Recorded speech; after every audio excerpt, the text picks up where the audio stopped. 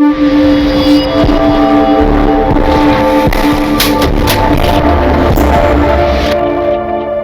You.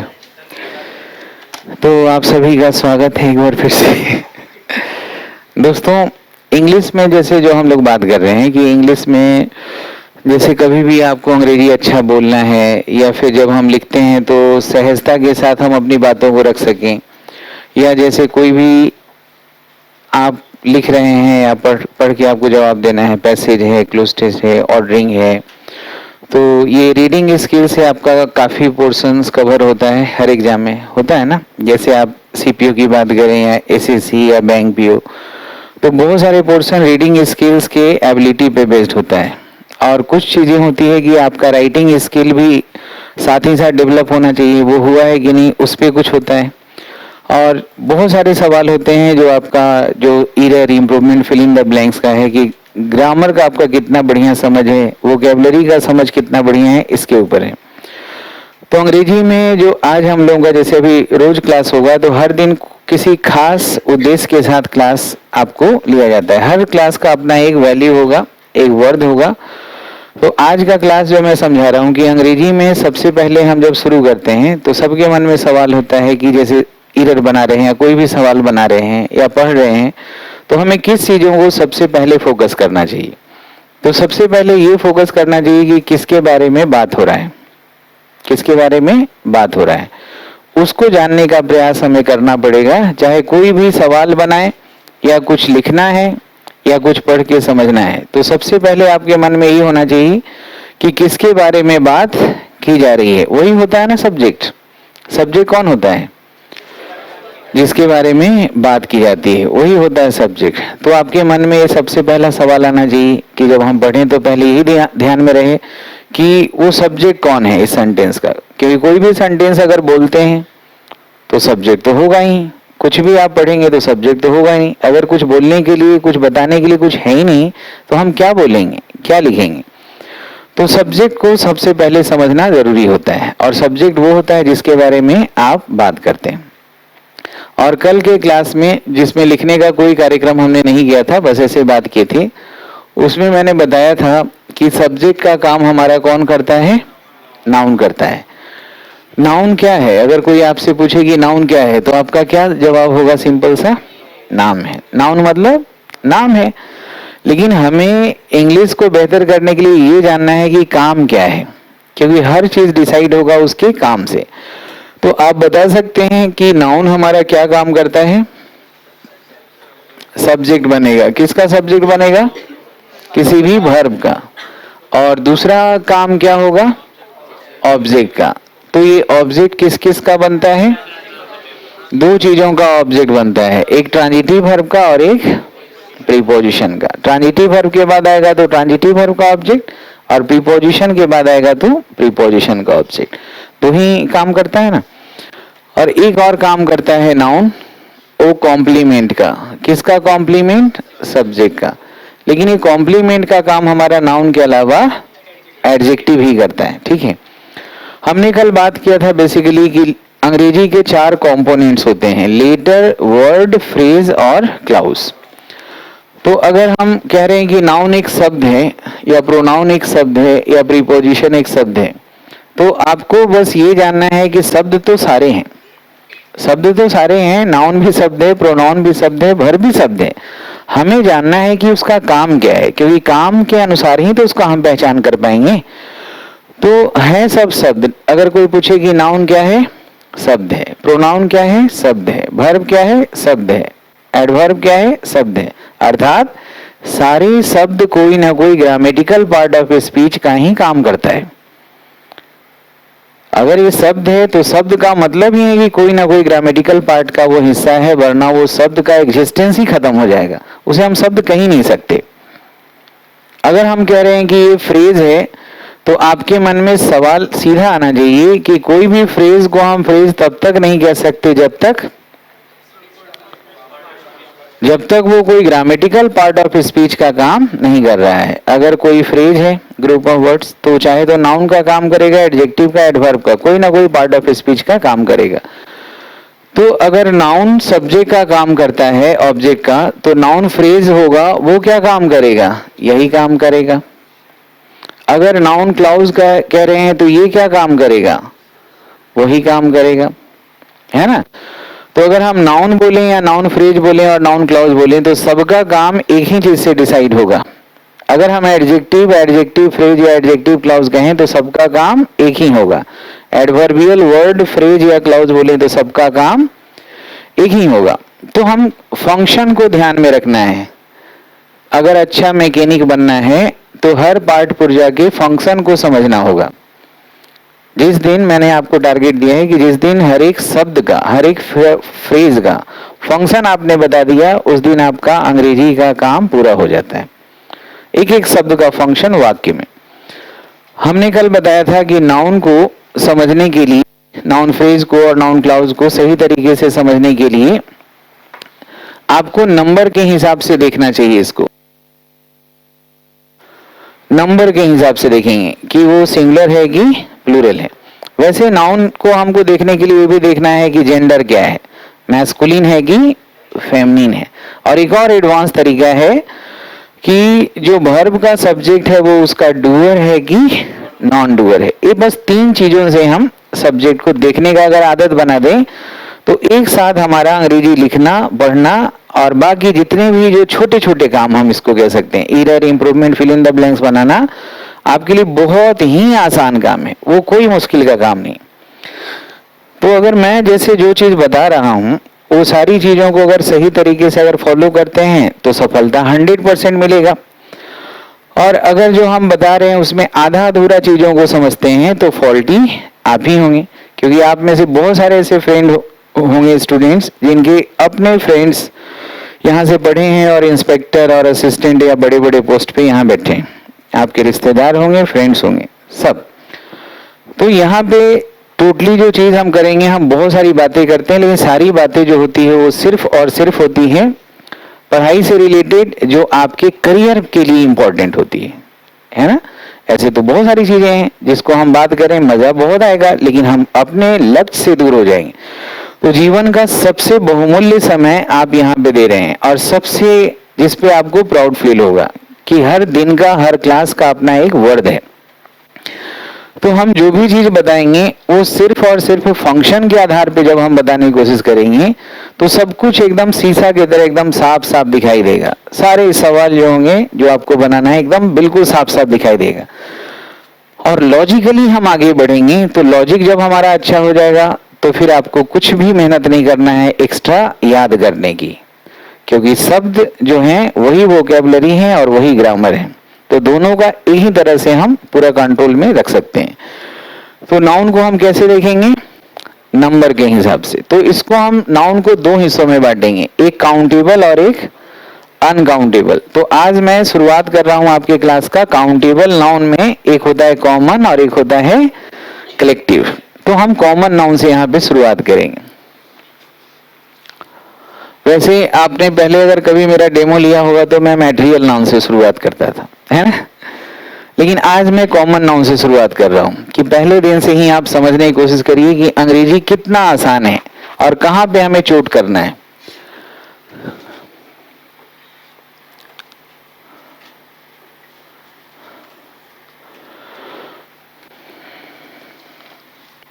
देखिए अभी जैसे नाउन देख रहे हैं तो ये नाउन को देख के आपके मन में कुछ बात आ रहा है।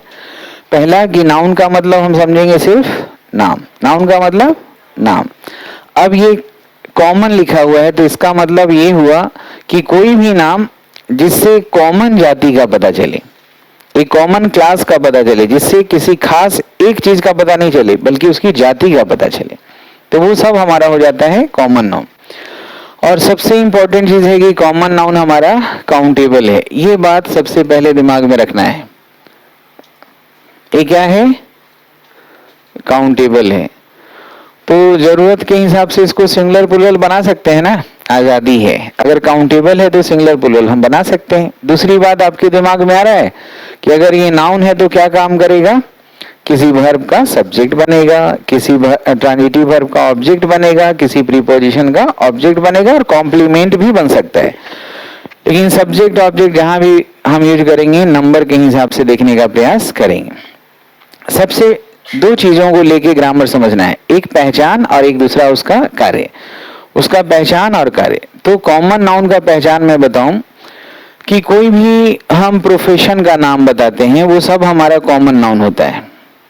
जैसे अगर हम कोई प्रोफेशन का नाम लेते हैं, प्रोफेशन मतलब जैसे कोई इंजीनियर है, डॉक्टर है, आर्किटेक्ट है, कार्टोग्राफर है। अगर हम बोल रहे हैं जैसे आंख का डॉक्टर है तो क्या बोलते हैं, ऑकुलिस्ट बोलते हैं, या दांत का डॉक्टर है तो डेंटिस्ट बोलते हैं, लेडीज डॉक्टर है तो गायनिकोलॉजिस्ट बोलते हैं, बच्चों का डॉक्टर है तो एंड्रोलॉजिस्ट बोलते हैं, बच्चों का डॉक्टर है पीडियाट्रिशियन बोलते हैं। तो आपका पाइप वगैरह ठीक करता है, मरम्मत, उसको प्लम्बर कहते हैं। जो स्टैचू बनाता है स्कल्प्टर कहते हैं। तो आज जो डिक्शनरी लिखता है लेक्सिकोग्राफर, जो मैप मेकिंग करता है कार्टोग्राफर, और जो सब्जी बेचने वाला ग्रीन ग्रोसर, फूल बेचने वाला फ्लोरिस्ट, फ्रूट्स बेचने वाला फ्रूटियर। तो इंजीनियर है या कार्टोग्राफर है, एक्टर है, टीचर है, डॉक्टर है, आर्किटेक्ट है, ये सब क्या है, केमिस्ट है, ड्रगिस्ट है, प्रोफेशन का नाम है ना, सब हमारा कॉमन नाउन है।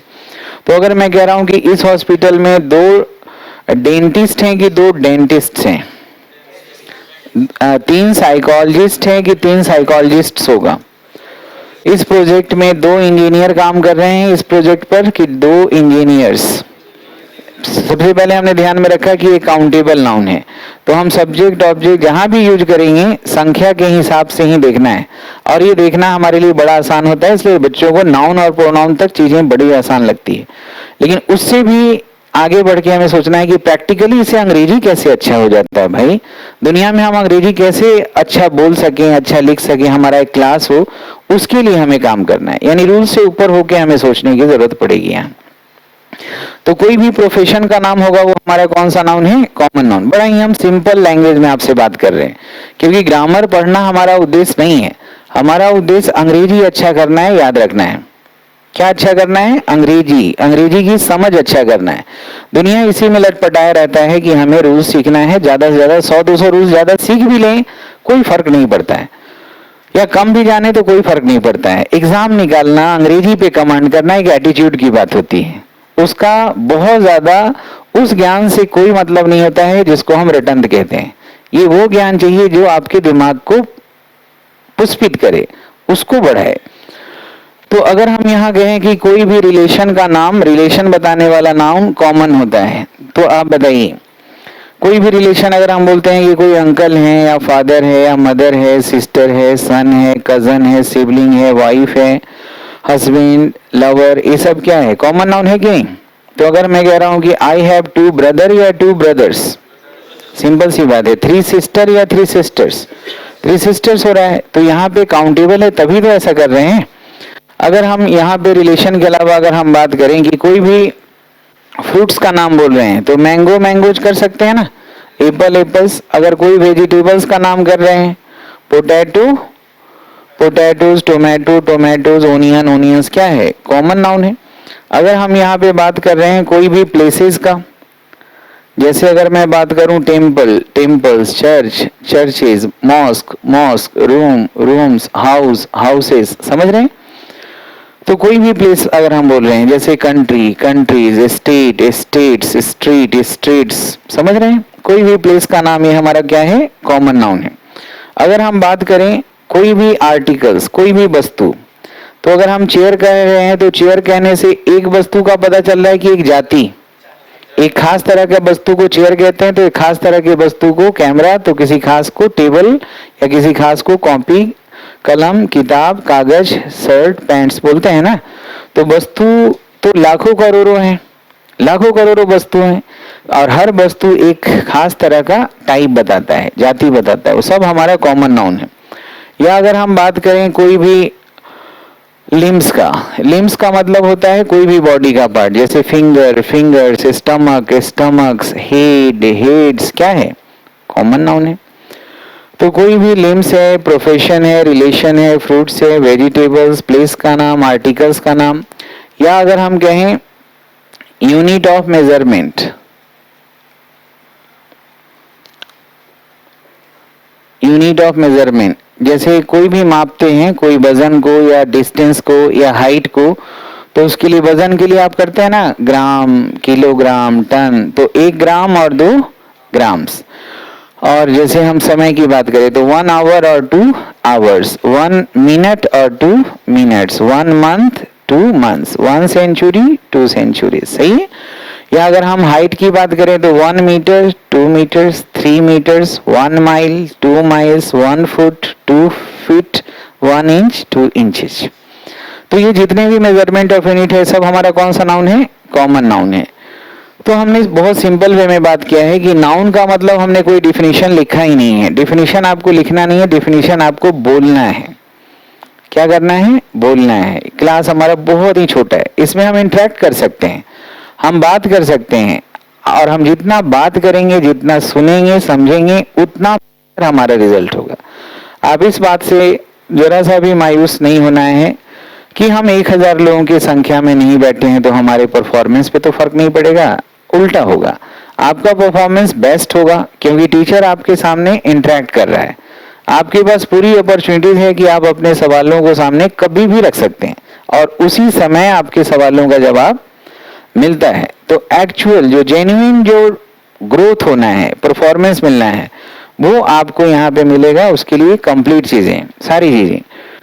तो यहाँ पे बताइए, कॉमन नाउन का मतलब हमने बोला कि नाम, नाउन का मतलब नाम ही होता है ना।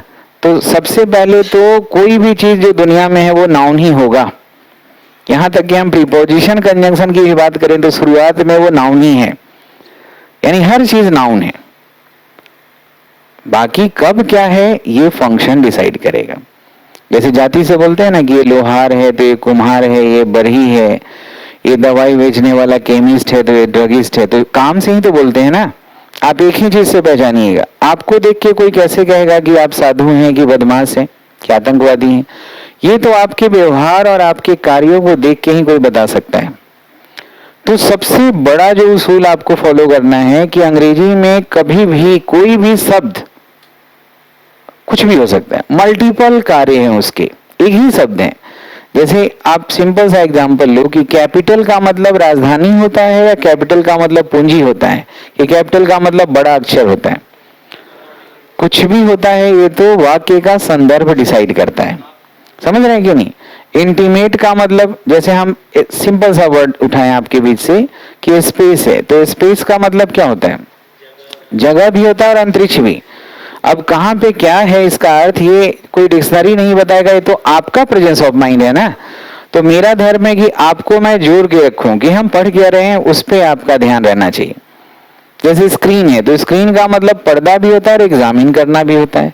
ऐसे कोई भी वर्ड है ना, उस सारे वर्ड के मल्टीपल फंक्शन है। यही अंग्रेजी को मुश्किल और यही अंग्रेजी को आसान बनाता है। अगर इस बात को समझ लें तो आसान है, और नहीं समझें तो जिंदगी भर के लिए पहेली। यानी कोई भी अंग्रेजी के वर्ड्स, कितने अंग्रेजी के वर्ड्स हैं? सिर्फ 8। और कोई भी शब्द को हम शब्द तभी कहेंगे जब वो कोई ना कोई पार्ट ऑफ स्पीच का काम करता हो। सही है कि नहीं? तो 8 ही शब्द हैं, और 8 शब्द जैसे जो एडजेक्टिव है वही कभी एडवर्ब भी बन सकता है, और जो एडवर्ब है वही कभी नाउन के रूप में भी यूज होता है, और जो नाउन है वही कभी वर्ब के रूप में भी यूज होता है। तो ऐसे तो बच्चा हमेशा कंफ्यूजन में रहेगा, रूल से बांध ही नहीं सकते इसको आप। तो क्या पढ़ना चाहिए बच्चों को और क्या बताना चाहिए उन्हें? उन्हें बताना चाहिए हर एक शब्द का फंक्शन पहचानना, और वो भी वाक्य के अंदर। तब वो बच्चा से कभी भी गलती नहीं हो सकती। क्या जानना है हमें? फंक्शन, और फंक्शन के आधार पे शब्दों का पहचान, आइडेंटिफिकेशन यानी आइडेंटिटी और फंक्शन, ये 2 चीज करिए। तो आपका जो एग्जाम में लेवल है इस लेवल पे है, हम इस लेवल पे बात कर रहे हैं। कितना भी कम होगा, टॉप अगर नहीं करते तब भी एग्जाम निकलेगा, और तैयारी अच्छा कर रहे हैं तो टॉप कर जाएंगे, फर्स्ट रैंक आएगा ऑल ओवर इंडिया। तो इसके लिए हमें पूरा दिमाग को खोल के रखना है। पढ़ना बहुत ही कम है एग्जाम निकालने के लिए, पढ़ना बहुत कम है, सुनना समझना ज्यादा है। अगर हम पढ़ने का काम करेंगे, रटने का काम करेंगे, लिखने का काम करेंगे, तो क्या आपका घर कम था, छोटा पड़ गया था? वहां पे भी बैठ के लिख सकते हैं किताबों से, है कि नहीं? सब कुछ है। कोचिंग में आते हैं ताकि आपका समय बचे, कम समय में आप अपने लक्ष्य को प्राप्त करें, आपका एनर्जी गलत डायरेक्शन में ना चला जाए। इसके लिए कोचिंग होता है और इसके लिए अनुभव होता है, एक्सपीरियंस होता है टीचर का, जो आपको बचाता है। समझ रहे हैं? तो हम यहाँ पे कोई कॉम्प्लेक्स वे में नहीं, बड़ा सिंपल वे में बात कर रहे हैं। बोलो नाउन का मतलब क्या हुआ? नाम। और ये वर्ड के पहले जो वर्ड आया है, नाउन के पहले जो वर्ड आता है वो सब एडजेक्टिव बन जाता है। क्या बन जाता है? तो अगर दो वर्ड वाला बना हुआ है तो समझ लो कि अगर कॉमन नाउन बोल रहे हैं तो कॉमन का मतलब समझना हो, प्रॉपर नाउन बोलेंगे तो मतलब समझना होगा। जैसे प्रॉपर नाउन कह रहे हैं तो प्रॉपर नाउन और कॉमन नाउन में क्या फर्क होगा, जरा खुद सोचना है। डिफिनीशन लिखने में ज्यादा दिमाग लगाना है, डिफिनीशन को खुद डिफाइन करने का एबिलिटी डेवलप करना है। तो जैसे ही प्रॉपर नाउन होगा तो दिमाग में विजुलाइज हो रहा है पिक्चर कि प्रॉपर नाउन तो इसके उल्टा हो जाएगा, कॉमन यानी जनरल। अब प्रॉपर मतलब पर्टिकुलर, खास। तो अगर मैं कह रहा हूं नदी तो जगह का नाम है, लेकिन गंगा बोल रहे हैं तो प्रॉपर हो जाएगा कि नहीं? अगर शहर तो जनरल वे में कोई भी शहर हो सकता है भाई। और अगर हम बोल रहे हैं पटना और इलाहाबाद पे तो खास हो गया। कंट्री कोई भी हो जाएगा, लेकिन अगर मैं यहाँ पे इंडिया बोलूं तो वो खास हो जाएगा कि नहीं? कंटिनेंट कोई भी हो सकता है, लेकिन अगर मैं एशिया बोलूं, ग्रासलैंड कोई भी हो सकता है, लेकिन पंपास बोल दें, स्टेपीज बोल दें तो खास हो गया। माउंटेन कोई भी है, लेकिन रॉकी माउंटेन बोले तो खास है ना। अगर हम बोल रहे हैं डिजर्ट कोई भी है, लेकिन अगर हम थार डिजर्ट बोले, गोबी डिजर्ट बोले तो वो तो खास हो जाएगा। आइलैंड तो कोई भी है, कॉमन नाउन है, लेकिन हैरियट आइलैंड बोल रहे तो खास हो जाएगा। डे तो कॉमन है, लेकिन मंडे तो खास है। मंथ तो कोई भी हो सकता है, लेकिन जनवरी तो खास है। समझ रहे हैं? किताब तो कोई भी हो सकता है। हम कौन सी किताब की बात करें? कॉमन वे में एक वस्तु की बात कर रहे हैं जिसको किताब कहते हैं, जो पढ़ने के लिए। लेकिन बाइबल, कुरान बोले या जैन अवस्था और ऋग्वेद और सामवेद बोले तब तो ये जरूर प्रॉपर हो गया। समझ रहे हैं? स्टार तो कोई भी हो सकता है, लेकिन अगर मैं सन की बात करूं तो सन तो हमारा जो सोलर सिस्टम है उसका प्रधान तारा है, उसको हम सन कहते हो तो खास है। जो सेंटर में है सोलर सिस्टम के, आज इसके चारों तरफ जो घूमते हैं वो ग्रह हैं, और ग्रह के चारों तरफ नक्षत्र हैं। तो अगर हम चांद की बात करें तो सैटेलाइट तो बहुत है, लेकिन चांद तो वो उसको हम कहते हैं जो धरती का अपना नेचुरल सैटेलाइट है। फॉरेस्ट तो बहुत है, लेकिन अगर मैं यहाँ फॉरेस्ट में सतपुरा का फॉरेस्ट बोलूं तो ये तो खास हो जाएगा। समझ रहे हैं कि नहीं? लड़का कोई भी है, लेकिन राम तो खास है। लड़की कोई भी है, लेकिन सीता, गीता, बबीता तो खास है। तो ये आपको सोचने का दायरा बढ़ाना है कि ये, इसके लिए हमें डिफिनीशन मैं लिखा दूं और आप याद कर लें, उससे क्या हो जाएगा? उससे कुछ नहीं हो सकता है। आपको डिफाइन करना है हर एक वर्ड, आपको तार्किक रूप से सोचने का जरूरत है। जब हम और आप कनेक्ट होकर बात करेंगे तब चीजें बेहतर होगी। तो कॉमन नाउन है, इसको पढ़ने में 4-5 दिन 6 दिन लगेगा, कोई बात नहीं। हम आज प्रोफेशन और रिलेशन को रख के सामने बात कर रहे हैं कि ये नाउन हम पढ़ क्यों रहे हैं। क्या इसके पढ़ने से error, improvement, fill in the blanks, reading writing मेरा अच्छा होगा? क्या हम प्री निकालेंगे कि मेन निकालेंगे कि टायर थर्ड निकालेंगे कि एग्जाम निकालने के बाद भी इसका रोल है डिपार्टमेंटल एग्जाम के लिए? ये सब चीजों को ध्यान रख के एक बार ही सही तैयारी आप करिए तो आपको वो चीज मिल जाएगा जिसकी कीमत है ही नहीं। अंग्रेजी का अगर अंग्रेजी में अच्छा ग्रोथ हो जाए तो इसकी कोई कीमत है? इसका कोई कीमत नहीं। तो फी देके कोई तो अंग्रेजी अच्छा कर ही नहीं सकता। ये तो आपका अपना इंडिविजुअल एफर्ट होगा। सही है कि नहीं? मैं तो सिर्फ एकदम जो प्लेन जो होता है ओरिजिनल चीज आपके सामने रखूंगा। अब आप उसको कैसे देखेंगे, किस तरह से लेंगे, ये आपका अपना परसेप्शन होगा, अपना व्यू ऑफ पॉइंट होगा। जैसे अगर मैं यहाँ पे प्रोफेशन और रिलेशन की बात करता हूं तो कोई भी प्रोफेशन और रिलेशन जो होगा ये हमारा कॉमन नाउन है। सही है कि नहीं? और प्रोफेशन और रिलेशन बताने वाले जितने भी नाउन हैं, जैसे अगर हम सीए बोलें, कंपनी सेक्रेटरी बोलें, चार्टर्ड अकाउंटेंट बोलें, एक्टर बोलें, प्रोड्यूसर बोलें, कोरियोग्राफर बोलें, बोलिए सब कॉमन नाउन है कि नहीं? है ना? अब ये क्या काम करता है? सब्जेक्ट और ऑब्जेक्ट का काम करता है। और सब्जेक्ट कौन होता है? जिसके बारे में आप बात करते हैं। तो आपका ये धर्म नहीं है कि जिसके बारे में बात करें उसको सबसे पहले समझा जाए। अभी इसके पहले क्लास था, उसमें एक बच्चा ही पूछा था ना कि सर सबसे पहले क्या ध्यान देते हैं? हमें ध्यान तो सब चीज पे ही देना है, लेकिन सबसे पहले की अगर बात हो जाए, हमने ही बोला था कि अगर ध्यान देना है तो सारा चीज पे। अगर आप पूरा का पूरा नाउन, प्रोनाउन, एडजेक्टिव, प्रीपोजिशन सब पढ़ लें और खाली एडवर्ब छोड़ दीजिए, आप तार जुड़ ही नहीं पाएगा अंग्रेजी का।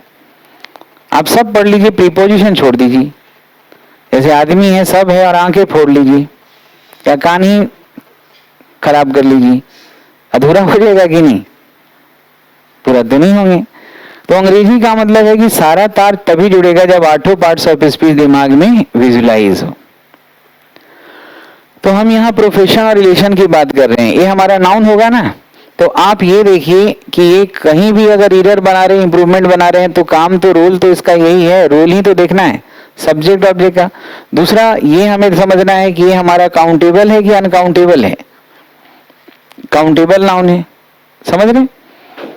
अब यहाँ पे मैं वाक्य में लिख रहा हूं, वाक्य में समझिए।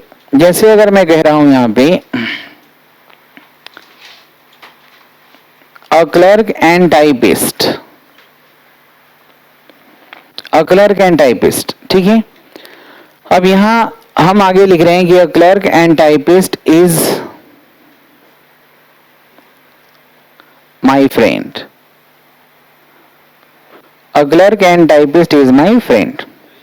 सही है, बिल्कुल सही, बहुत बढ़िया। तो इसमें आप कैसे कह रहे हैं कि सही है, आप बताइए। गुड, यानी कि जो क्लर्क है ये हमारा प्रोफेशन बताने वाला है, टाइपिस्ट भी प्रोफेशन बता रहा है। लेकिन सबसे पहले आपने ये जानने का प्रयास किया कि क्या जिसके बारे में हम बात कर रहे हैं, यहाँ पे देखिए ये हुआ हमारा सब्जेक्ट। पहले वाक्य को तोड़ते हैं दो टुकड़ों में, ये हमारा रेगुलर प्रोसेस है, वाक्य को तोड़ना है। जब भी हम पैसेज पढ़ेंगे वाक्य को तोड़ना है, जैसे हम बोल रहे हैं। अगर ये चीज अभ्यास में आ जाए तो अंग्रेजी आज सही हो जाएगा, पढ़ने में दिक्कत नहीं होगा। ध्यान से देखिएगा हर एक बात को, कि सबसे पहले कोई भी सेंटेंस होगा तो हम उसको दो टुकड़ों में तो कम से कम तोड़ेंगे, ज्यादा से ज्यादा जितना टुकड़े में तोड़ें, लेकिन जितना टुकड़ा में टूटेगा वो एक ग्रामेटिकल पार्ट ऑफ स्पीच में टूटता है। तोड़ने से क्या होता है ना कि उसकी शक्ति कमजोर हो जाएगी और आप आसानी से वो चीज ना दिमाग में चलने लगेगा। अभी क्या होता है, अंग्रेजी पढ़ते हैं तो पढ़ते हैं और फिर नीचे आते आते भूल जाते हैं कि पढ़ा गया था। अगर ये बात याद रहे जैसे हिंदी में रहती है तो हम कितना कनेक्टेड फील करते हैं, मजा आता है, डूब के पढ़ते हैं कोई कहानी या अंग्रेजी की मूवी, जब समझ में आती है तो मजा आता है। वरना फोटो ही तो देखते रहते हैं, भाव भाव से भले समझ लें, सही है। तो वही अंग्रेजी में होता है। जब हम पैसेज पढ़ते पढ़ते नीचे आते जाते हैं तो बच्चों को, खास करके बैंक पे वाले बच्चों का सवाल होता है कि 500-500 वर्ड का पैसेज ना नीचे आते आते भूल जाते हैं। सर कैसे हम क्वेश्चंस को हम आंसर कैसे देंगे जब याद ही नहीं रहता। तो रिटेंशन अच्छा हो, रीडिंग स्किल मतलब जो पढ़ो, ग्रैब करो, रिटेन करो और एक्सप्रेस करो। और ये रिटेंशन तब संभव है जब पढ़ते समय वो चीजें पिक्चराइज हो, विजुलाइज हो, फिर रिटेंशन देखिए कमाल का होगा। तो इसको तोड़ना है। तो उन्होंने बिल्कुल सही कहा कि जिसके बारे में बात कर रहे हैं ये इसको कहते हैं प्रेडिकेट। जिसके बारे में बात कर रहे हैं वो सारी जानकारी जिस पार्ट में रहता है उसे कहते हैं प्रेडिकेट, सही है। और वर्ब से शुरू होने वाला पूरा हिस्सा प्रेडिकेट हो गया। वर्ब ये है, कोई भी सेंटेंस है वर्ब तो रहेगा ना। और ये वाला हिस्सा जो हो गया ये हुआ हमारा सब्जेक्ट। ये एक से ज्यादा वर्ड है इसलिए हम फ्रेज बोल रहे हैं, काम सब्जेक्ट का कर रहे हैं, नाउन फ्रेज हो गया।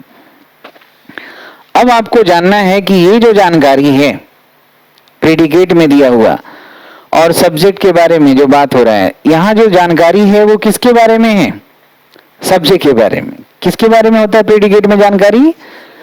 तो आपका यही तो धर्म है कि सब्जेक्ट जो है उसके अनुसार ही तो जानकारी होनी चाहिए, उस सेंटेंस में ही क्यों, अगले सेंटेंस में भी और लास्ट सेंटेंस जो पैराग्राफ का होगा तब तक, यही पकड़ के चलना है। इतना ही सिंपल है अंग्रेजी।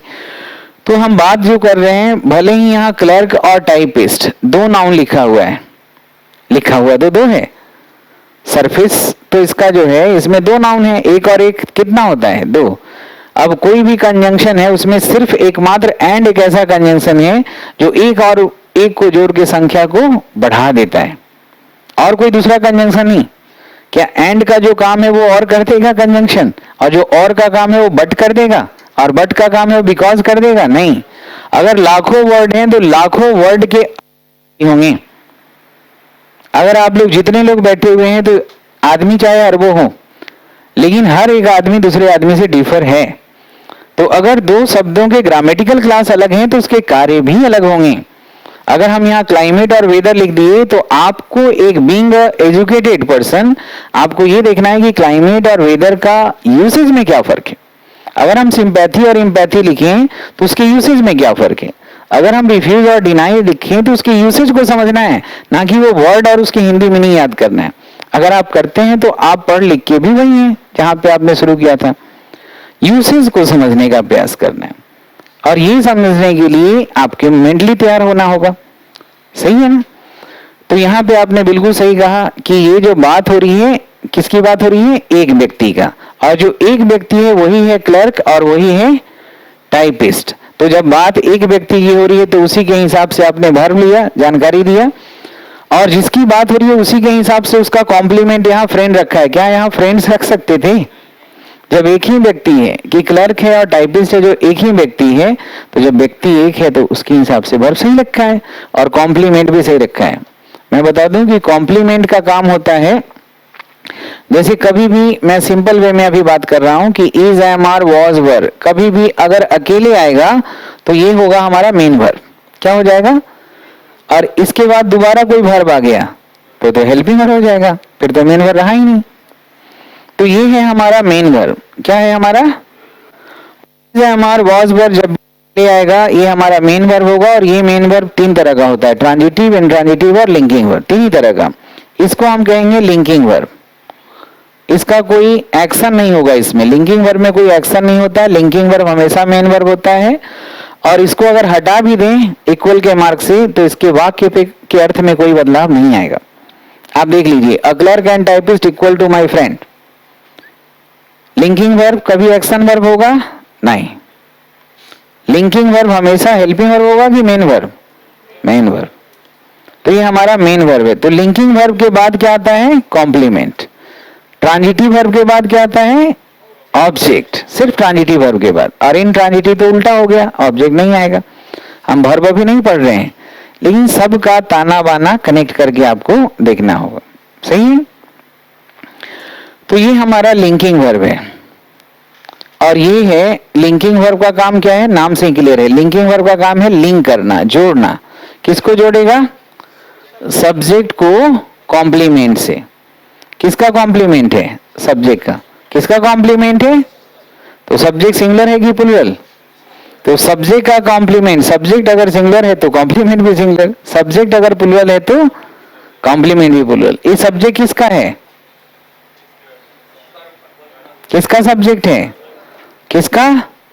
वर्ब का। तो अगर वर्ब का सब्जेक्ट है तो सब्जेक्ट के अनुसार वर्ब और वर्ब के अनुसार सब्जेक्ट। अगर ये सिंगुलर है तो प्लूरल कैसे हो जाएगा? सब्जेक्ट वर्ब का होता है, ऑब्जेक्ट ट्रांजिटिव वर्ब का होता है, ऑब्जेक्ट प्रीपोजिशन का होता है, कॉम्प्लीमेंट सब्जेक्ट का होता है। समझ रहे हैं कि नहीं? अच्छा, आपको ये कैसे पता चला कि यहाँ एक ही व्यक्ति है? अगर एंड के बाद ए और आ जाता तो फिर ये दो लोग हो जाते। मतलब डिटरमिनर से पता चला।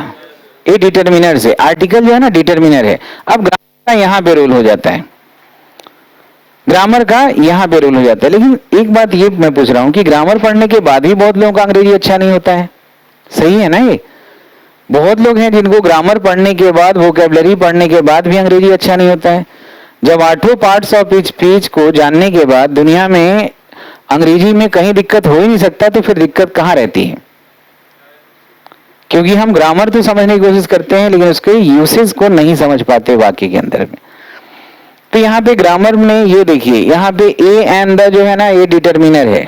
डिटरमिनर मतलब समझ लीजिए एडजेक्टिव। बहुत सारे टर्म यूज हो रहे हैं, लेकिन सब घबराइएगा नहीं। ये सारी चीजों को समझने के बाद आपका सिर्फ अंग्रेजी अच्छा होगा, कभी भी याद करने की जरूरत नहीं पड़ेगी। हम सिर्फ इतना ही बोल सकते हैं, मेरे शब्द को भरोसा रखिएगा कि अंग्रेजी इतना बेहतरीन होगा कि जिसका कोई तुलना नहीं है, कोई कल्पना नहीं है। और दोबारा आपको मौका नहीं मिल सकता है कि दोबारा आप अंग्रेजी को अच्छा कर ले कभी, क्योंकि जो पहला प्रयास होता है वो हमेशा बेस्ट होता है। समझ रहे हैं ना? नहीं तो जिंदगी भर ये परेशानी रहती है, वो आप एफर्ट्स कभी लगा ही नहीं सकते, क्योंकि आपके माइंड में तब तक इतनी चीजें भर जाएगी अंग्रेजी में कि वो उसको निकालना बड़ा मुश्किल हो जाएगा। तो अभी एकदम बच्चा की तरफ ब्लैंक स्लेट बन जाइए। ब्लैंक स्लेट, जैसे छोटा बच्चा होता है तो देखते हैं जब सीखना शुरू करता है, पापा मामा बोलता है, उसके बाद 1 साल में भाषा पे कंट्रोल हो जाता है। तमिल, तेलुगु, मराठी, मलयालम, किसी भी भाषा का बच्चा हो 1 साल में अच्छा बोलने लगता है। वो हर चीज को सीखने का प्रयास करता है, जानने का। पहले से दिमाग में नहीं रखता है कि पहले से मैं बहुत कुछ जानता हूं। अगर वो चीज रखेंगे तो कॉन्ट्रास्ट करेगा और एक्चुअल जगह पे पहुंचने से रिस्ट्रिक्ट कर देगा आपको। नेचुरल स्पीकर बनना है, नेचुरल, तो नेचुरली आप सुनिए। ग्रामर बस एक सीढ़ी है, वो गैप्स याद करना, ग्रामर याद करना, दिस इज बिल्कुल एकदम फॉल्टी सिस्टम है। सिर्फ समझने का काम है। पढ़ाई पढ़ाई मतलब समझदारी बढ़े। समझ जहां शुरू होगा वहीं से विकास शुरू होगा। जितना दिन तक याद करेंगे तब तक आपने अपने जीवन का बहुमूल्य समय खराब करते हैं। तो उन्होंने बिल्कुल सही कहा कि यहाँ पे अ जो है ना डिटर्मिनर है, तो अगर दो नाउन एंड से जुड़ा हुआ है, दो नाउन एंड से जुड़ा हुआ है, अब दोनों नाउन एक ही व्यक्ति के लिए है, एक ही वस्तु के लिए है, एक ही जानवर के लिए है, ये डिसाइड करने के लिए डिटर्मिनर एडजेक्टिव सब पे आपको ध्यान देना पड़ता है। कुल मिला के बात हम ये आज करेंगे कि बात किसकी हो रही है ये देखना जरूरी है। बताओ, माई ब्रदर्स इज होगा कि आर होगा? कुछ नहीं कह सकते अभी डेटा इनसफिशिएंट है। माई ब्रदर्स ये सब्जेक्ट आपने देखा है, इंफॉर्मेशन जो प्रेडिकेट में दिया उसके बाद ही डिसाइड करेंगे। हो सकता है माई ब्रदर्स एक किताब का नाम हो, कंपनी का नाम हो, संगठन का नाम हो। समझ रहे हैं कि नहीं? तो सब्जेक्ट और प्रेडिकेट को मिला के देखना है हर बार, पूरे तरीके से सेंटेंस को देखिए। अगर हम कह रहे हैं कि मोहन एंड सन्स या मोहन एंड ब्रदर्स, बोलो सिंगुलर वर्ब होगा कि प्लूरल वर्ब? कुछ भी हो सकता है, ये तो डिपेंड करता है। बोलिए 40 चेयर्स इज या are? 40 chairs are available in this classroom. तो हम यहाँ वाकई 40 चेयर्स की बात कर रहे हैं, यहाँ आर होगा क्योंकि 40 चेयर्स एक से ज्यादा है।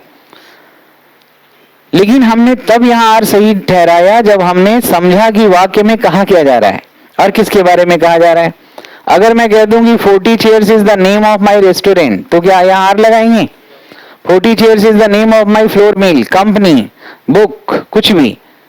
2 स्टेट्स इज या आर? कुछ भी हो सकता है। अगर वाकई मैं महाराष्ट्र और गुजरात की बात कर रहा हूं, 2 राज्यों का, तो आर होगा। लेकिन 2 स्टेट्स हो सकता है कि चेतन भगत का किताब का नाम हो, तब सही है कि नहीं? तो आप सबसे पहले ये देखिए, यहां तक देखने का काम नहीं करना है। देखिए जैसे क्लोज टेस्ट बनाते हैं तो आप सबसे पहले दोनों तरफ के ब्लैंक देखते हैं या फिल इन द ब्लैंक्स बनाते हैं, रीअरेंजमेंट कुछ भी। तो इधर का वर्ड देखा कि भाई प्रीपोजिशन है, हमें ऑब्जेक्ट लगाना होगा। डिटर्मिनर है, हमें नाउन ऑब्जेक्ट लगाना, नाउन लगाना है। सब कुछ आगे पीछे के वर्ड को देख के आप डिसाइड करते हैं। तो ये ग्रामर आपको यहाँ का वर्ड देखा, यहाँ का वर्ड देखा, दोनों देखा और फिर जाके निर्णय लिया अपने तर्क से। आधा काम आपका हुआ ग्रामर का। आधा काम पूरा होगा कि पूरा विषय वस्तु को अपने फ्रेम में, दिमाग में, समझ में रखना होगा, तब जाके पूरा काम हमारा होता है। विषय वस्तु यानी एक ऐसा पल कभी भी नहीं आएगा जब आपका दिमाग का रोल खत्म हो जाए। यानी हमेशा आपका प्रेजेंस ऑफ माइंड पे ही आपको जीत मिलेगी दुनिया में, सिर्फ प्रेजेंस ऑफ माइंड। एक पल के लिए मिस हुआ तो बहुत बड़ा ऐसी चीजें होगी जिसका रिपेयर करना मुश्किल हो जाएगा, होता है ना। यानी हमेशा कनेक्ट रहिए। फिर आप देखिए अगर ये मूल मंत्र बनाते हैं ना, कितना आगे बढ़ेंगे, जो चाहिए वो मिलेगा सच्चे मन से। सही है? यहाँ अ क्लर्क एंड, और दोबारा क्या बता रहे थे कि अ क्लर्क एंड अ टाइपिस्ट। अगर हम यहाँ पे अ टाइपिस्ट बोलते, ठीक है ना, तो अब यहाँ पे भी नाउन तो ये भी है और ये भी है, लेकिन दोनों के पहले ए लगा है ना, तो आप समझ गए कि यहाँ संख्या एक है कि एक से ज्यादा है? एक से ज्यादा है। तो फिर यहाँ पे क्या हो जाएगा? यहाँ पे आर हुआ, क्योंकि सब्जेक्ट के अनुसार ही वर्ब होगा और वर्ब के अनुसार सब्जेक्ट। समझ रहे हैं? अगर मान लिया कि यहाँ आर लिखा है और इसको मैं हटा दूं और यहाँ आपको ब्लैंक भरना है, तो यहाँ सिग्नल दे रहा है ना जीपीएस की तरह कि भाई आर है। जो भी सब्जेक्ट होगा वो नाउन होगा या प्रोनाउन होगा और संख्या में प्लूरल होगा।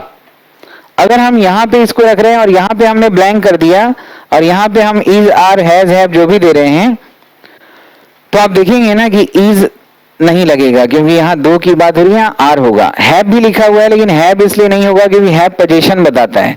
सारे वर्ड के अपना यूएसपी है। जब तक हर एक वर्ड को नहीं जानेगा गलतियां तो होती रहेगी। समझ रहे हैं? अब यहाँ आर लिखा है, अब यहाँ पे फ्रेंड लिखा है, बोलिए सही है? एरर में आ गया। और यही ब्लैंक करके 4 ऑप्शन दे दें तब भी आप सही करेंगे कि भाई आर अकेला है, तो ये हमारा लिंकिंग वर्ब हो गया। अब हमें कॉम्प्लीमेंट चाहिए इसका, तो इसका कॉम्प्लीमेंट लगाएंगे तो फिर उसके अनुसार ही प्लूरल लिखना पड़ेगा। तो बोलिए फ्रेंड या फ्रेंड्स? फ्रेंड्स हो रहा है। तो वाक्य क्या है? ग्रामेटिकल कंस्ट्रक्शन यूनिट है।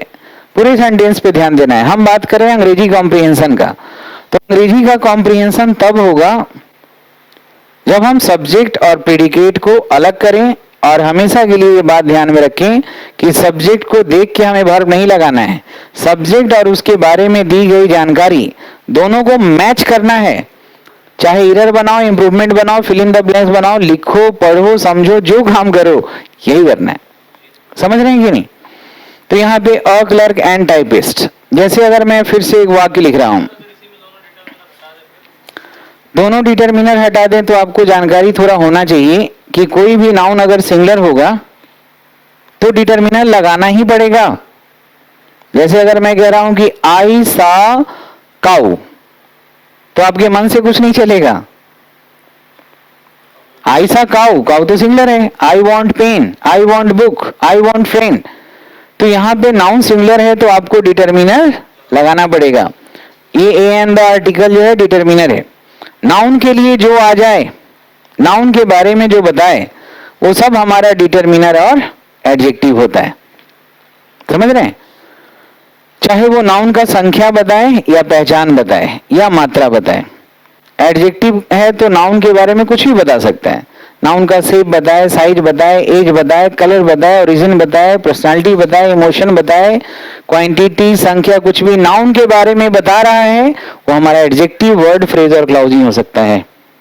सबका काम बटा हुआ है। तो ए एंड द डिटरमिनर है, तो बताओ कभी ए एंड द का यूज आप करो और नाउन का यूज ना हो? ऐसा हो ही नहीं सकता है। पहचान बताता है, तभी तो आप द को डिफिनिट और ए एन को इनडिफिनिट कहते हैं। द डिफिनिट पहचान पे और ए एन इनडिफिनिट पहचान पे। बेसिक बात तो यही है। पढ़ते तो हैं, कितने बच्चे हैं जिनको आर्टिकल समझ में आता होगा? ना के बराबर, दावे के साथ मैं कह सकता हूं, क्योंकि ये तभी समझ में आएगा जब इसके बेसिक चीजों को समझा जाए। प्रीपोजिशन पढ़ते हैं, समझ में कितने को आता है? नहीं आता, क्योंकि वो आदत जाएगा कैसे? जाएगा तब जब आप सही से सीरियसली मेरे को लेंगे। अगर आप आम टीचर की तरह देख रहे हैं मेरे को, तो फिर तो आपको वही समझ में आएगा कि रूल्स लिखाने वाले टीचर्स हैं या फिर सुपरफिशियल बात करने वाले हैं। मैं तो आपको वो चीज बताऊंगा जो वाकई अंग्रेजी में क्या है। सही है? तो यहाँ पे देखिए, यहाँ पे अगर मैं फिर से एक डिटरमिनर लिखता हूं, जैसे माई, कभी आपने यूज किया है? माई, योर, हिज, हर, दियर, ये सब डिटरमिनर है। ये पहचान बताता है। My, your, his, her, their. My house, तो आपको पता नहीं चल गया सुनने में कि किसके मकान के बारे में बात कर रहे हैं? अपनी मकान। तो ये हमारा पहचान बता रहा है, डिफिनिट आइडेंटिटी, ये भी डिटरमिनर है। अगर मैं कहूं कि my brother and friend is a cartographer, यहां वाक्य लिखिए। अंग्रेजी को समझना है तो पहले तोड़ना है चंक्स में, और फिर पूरे पैसेज को दो डिटेल्स में तोड़ना है, मेन डिटेल्स और सपोर्टिंग डिटेल्स में। पूरा English clear. My brother and friend,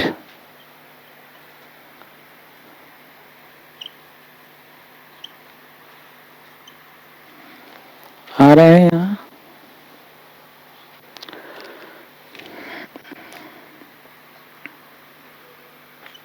cartographer का मतलब क्या होता है? कार्टोग्राफर मतलब नक्शा बनाने वाला। तो कोशिश ये करना कि गुणवत्ता होना चाहिए उसमें। जैसे कोई भी कोशिश कर रहे हैं ना, जब वाक्य बोल रहे हैं, लिख रहे हैं, या जब आप कोई सवाल बना रहे हैं, पैसेज बना रहे हैं, क्लोजेस बना रहे हैं, तो हर सेंटेंस में कोई ऐसा वर्ड मिलेगा जो आपके लिए नया है। समझ रहे हैं? तो आपको बस ये करना है कि वो वर्ड पे ऐसी दृष्टि आपकी डेवलप होगी ना कि हर वर्ड बिना समझे आप पढ़ ही नहीं सकते। वो चीजों को डेवलप करना है।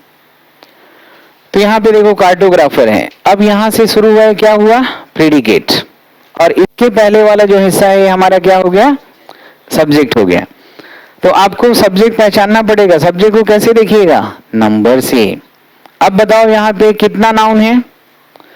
आज मैं प्रोफेशन और रिलेशन की सिर्फ बात कर रहा हूं। यहाँ ब्रदर क्या है? कौन सा नाउन है? रिलेशन बताने वाला। फ्रेंड रिलेशन बताने वाला। इसके पहले था ये प्रोफेशन बताने वाला। इसी पे लेके चल रहे हैं, क्योंकि एक ही व्यक्ति कई प्रोफेशन में हो सकता है, या एक ही व्यक्ति से हमारा कई रिलेशन हो सकता है। जो पापा है वो हमारे दोस्त भी तो हो सकते हैं, जो पापा है वो हमारे गार्जियन और टीचर और वेल विशर भी तो हो सकते हैं। दो नाउन लिखा है, लेकिन हो सकता है वो एक ही वस्तु हो। घोड़ा और बग्गी को मिला के, कैरेज को मिला के टमटम भी तो बनाया जाता है। तो बात क्या हो रहा है ये समझने का प्रयास करना है। तो यहाँ पे बताइए, आप ये समझिए, यहाँ पे देख के क्या पता चल रहा है? ये हिस्सा को देखिए। कोई सिंगुलर होगा सब्जेक्ट, और सिंगुलर कॉम्प्लीमेंट है तो सिंगुलर ही होगा ना सब्जेक्ट। तो यहाँ पे माई ब्रदर एंड फ्रेंड है, इसका मतलब हो गया कि नाउन दो जरूर है, लेकिन हम इसका इनर मीनिंग समझ रहे हैं कि जो मेरा भाई है वही मेरा दोस्त है। यानी कि भाई और दोस्त दो अलग अलग नाउन जरूर हैं, क्या व्यक्ति भी तो है। तो जब व्यक्ति एक है तो उसी के अनुसार हमने वर्ब सही लगाया है। ये हेल्पिंग वर्ब है कि मेन वर्ब, और इसके बाद कोई दूसरा वर्ब होता तो ये हेल्प करता। हेल्पिंग वर्ब कितने तरह का, दो तरह का, एक समय बताने वाला और एक स्पीकर का इंटेंशन बताने वाला।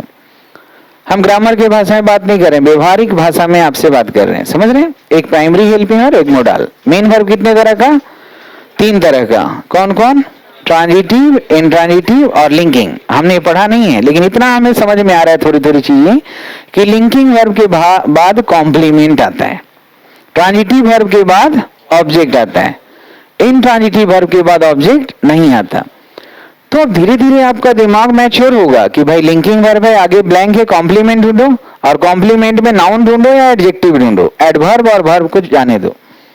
ट्रांजिटिव वर्ब है तो आगे ऑब्जेक्ट ढूंढो और ऑब्जेक्ट के लिए नाउन प्रोनाउन ढूंढो, और इंट्रांजिटिव वर्ब है तो ऑब्जेक्ट आ ही नहीं सकता है, उसके आगे एडवर्ब वगैरह ढूंढो।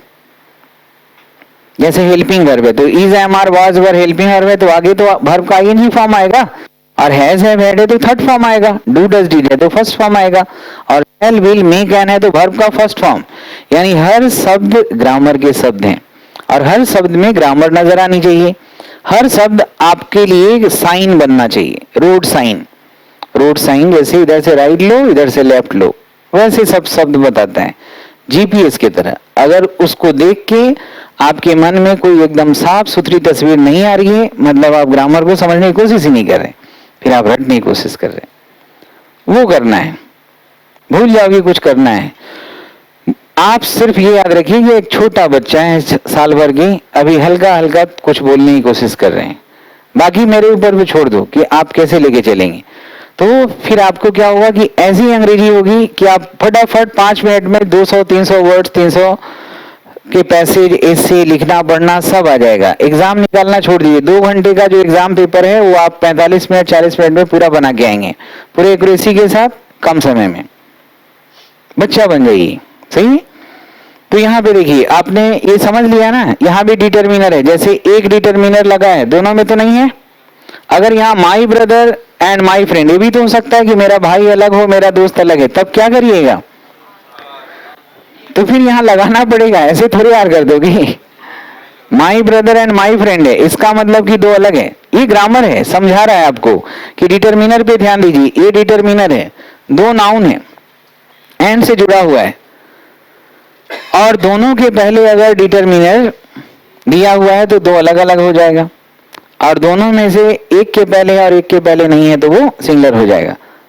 लेकिन ये कोई रूल नहीं है, ये कोई रूल नहीं है, क्योंकि इसके तो बाइकआउट हम अभी तुरंत कर देंगे दूसरे तरीके से। इंपॉर्टेंट है आपकी समझ, बात क्या हो रहा है ये समझो हर बार। तो यहाँ पे जो बात हो रहा है कि जो मेरा भाई है और मेरा दोस्त है, दो अलग अलग है।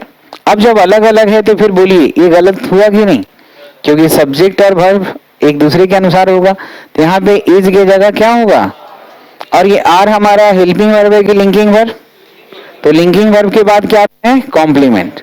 तो कॉम्प्लीमेंट किसका होगा, सब्जेक्ट का।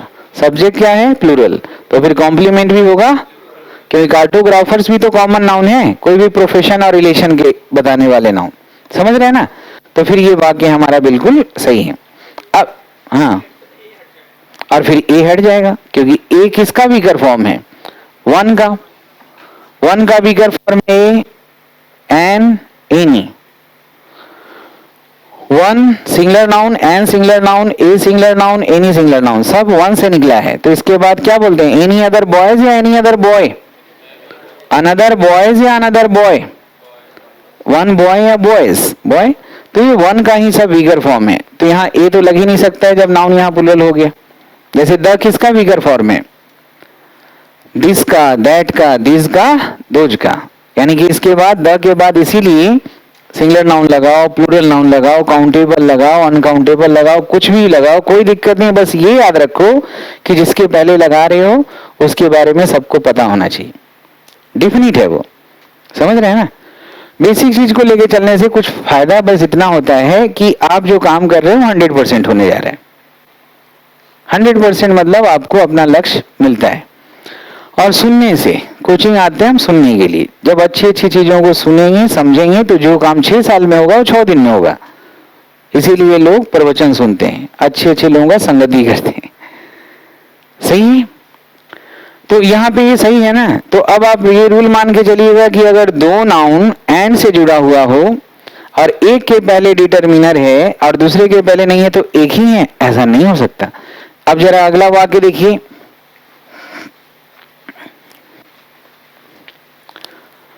अगर मैं यहां पे कह रहा हूं कि my brother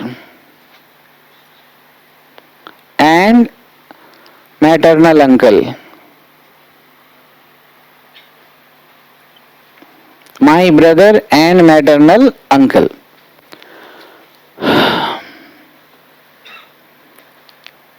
is an optician. Optician का मतलब क्या होता है? ऑप्ट मतलब आंख होता है, ऑप्टोमेट्रिस्ट, ऑप्टिशियन, ऑकुलिस्ट, ये सब आंख से संबंधित हो जाएगा। ऑप्थाल्मोलॉजिस्ट, ये सब वर्ड बूस्टर में एक एक स्टेप करके सब सेपरेटली बताया हुआ है। आप जरा एक किताब लेके आएंगे ऑफिस से, मेंटर ऑफ कॉमन ईयर्स मांग के लाइएगा। अब यहाँ पे जरा ध्यान देखिए क्या करना है। आज की क्लास का सिर्फ यही पैटर्न है कि खाली सब्जेक्ट और प्रेडिकेट को तोड़ना सीखो। हर वाक्य में काम करना है, फिर हर पैसेज को 2 डिटेल्स में, मेन डिटेल और सपोर्टिंग डिटेल्स में पूरा पकड़ रहेगा आपका अंग्रेजी पे। तो बोलिए कौन है ऑप्टिशियन? कौन है ऑप्टिशियन? तो यहाँ नियम के हिसाब से एक नाउन आई है, दूसरे के पहले नहीं है, तो क्या जो मेरा भाई है वही मेरे मामा जी हैं? बताइए, जो मेरा भाई है वो मेरे मामा तो हो नहीं सकते। यहाँ रिलेशन ऐसा है, अंग्रेजी के रूल की क्या जरूरत है? यहां तो समझ में आ ही रहा है। प्रोफेशन और रिलेशन वाला हमने इसलिए उठाया क्योंकि कंफ्यूजन है। यहाँ पे कंफ्यूजन इसलिए है क्योंकि एक ही व्यक्ति के लिए 2 प्रोफेशन हो सकते हैं और रिलेशन हो सकते हैं। तो उसके हिसाब से ग्रामर आपको कैसे हेल्प कर रहा है। और मैंने बोला कि नाउन सब्जेक्ट ऑब्जेक्ट का काम करता है, तो हम उसी पैटर्न को यहाँ पे रख रहे हैं कि ये काम क्या कर रहा है सब्जेक्ट का। अभी फिलहाल हम सब्जेक्ट के हिसाब से लेके चल रहे हैं। तो माई ब्रदर एंड मैटरनल अंकल, यहाँ पे एक के पहले माई है, यहाँ नहीं है। यहाँ लगा भी दो तो भी कोई फर्क नहीं पड़ेगा। यहाँ तो है ही क्लियर कि जो मेरा भाई है और जो मेरे मामा है, जो मेरे भाई है, मेरे दादाजी हैं, मेरे भाई है, मेरे पापा है। तो ऐसा कोई संबंध जो एक के लिए हो ही नहीं सकता। जो मेरा भाई है वही मेरा चाचा है, ऐसा तो हो ही नहीं सकता है। तो यहाँ तो रिलेशन से क्लियर है ना कि ये दोनों जो रिलेशन है वो क्या एक व्यक्ति के लिए हो सकता है? कभी नहीं हो सकता ना। तो जब एक व्यक्ति के लिए है ही नहीं तो व्यक्ति यहाँ पे 2 माना जाएगा। फिर उसके हिसाब से यहाँ पे क्या करेंगे। और यहाँ पे जब व्यक्ति 2 है तो फिर कॉम्प्लीमेंट भी ऑप्टिशियन होगा कि ऑप्टिशियंस होगा? ऑप्टिशियंस, ये कॉमन नाउन है प्रोफेशन बताने वाला। और यहाँ एन हटाना पड़ेगा, ए एन सिंगुलर नाउन के साथ। नाउन जब भी सिंगुलर हो तो आपको डिटरमिनर लगाना ही पड़ेगा।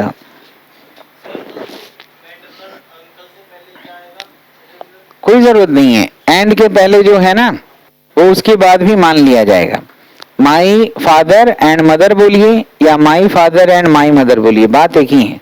To run and to sleep बोलो and to run and sleep बोलो, तो वो प्रीपोजिशन डिटरमिनर जो भी एंड के पहले वाले नाउन के साथ आएगा उसके साथ नेचुरली चला जाता है। सही है? तो यहाँ पे आपने सही किया। कब सही किया? जब सब्जेक्ट के नंबर को पहचाना और उसके हिसाब से आप सारा इंफॉर्मेशन मैच किया। यही किया ना? तो यही आपको करने की जरूरत है। जैसे फिर से अगला लिखिए,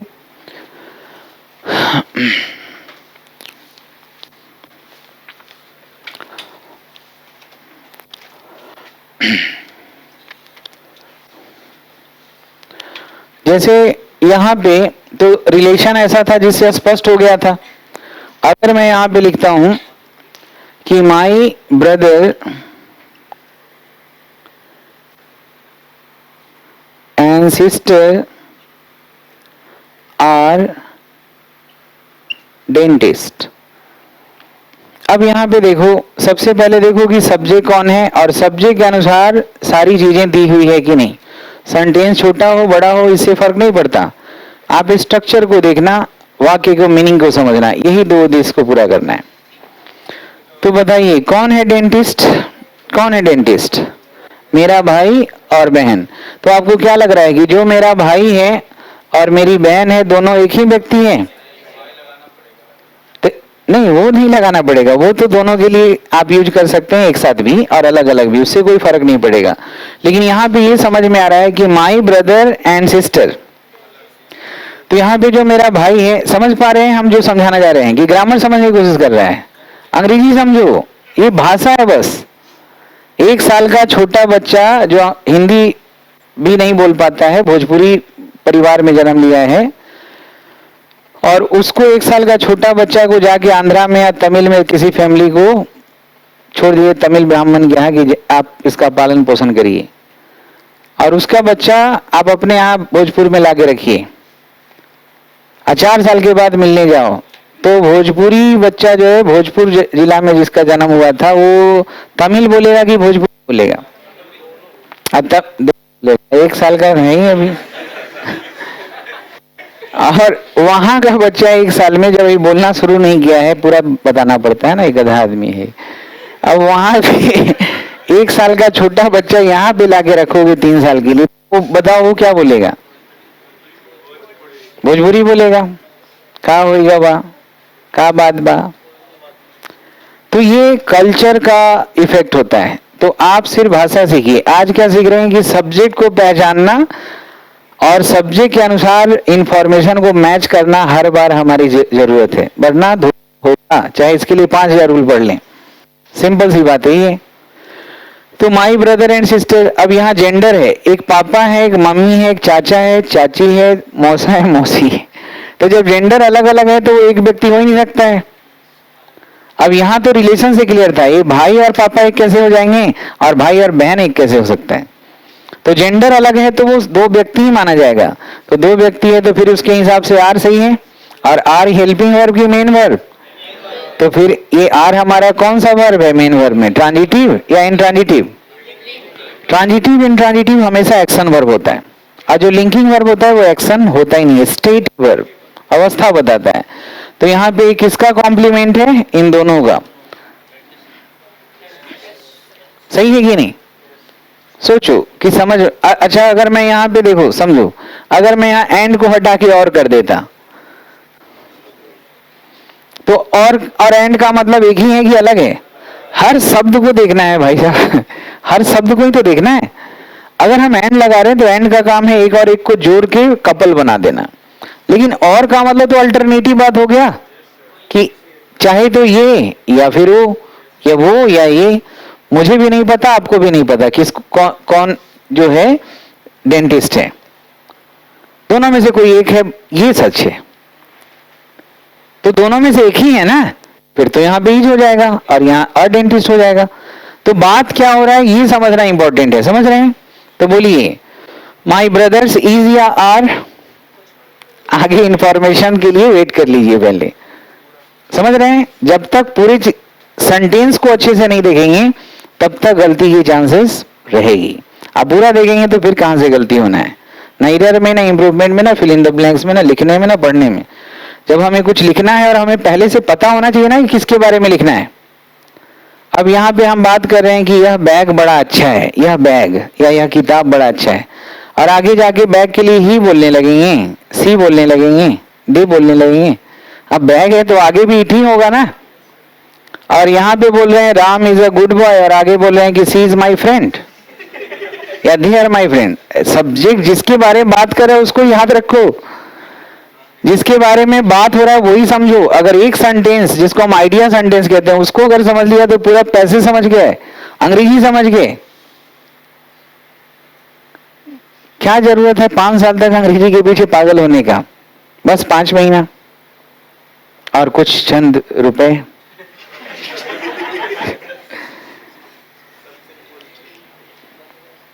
सबसे मूल चीज वही है, तो वही दबा के रखो। काहे को लिया फिर दोबारा एडमिशन?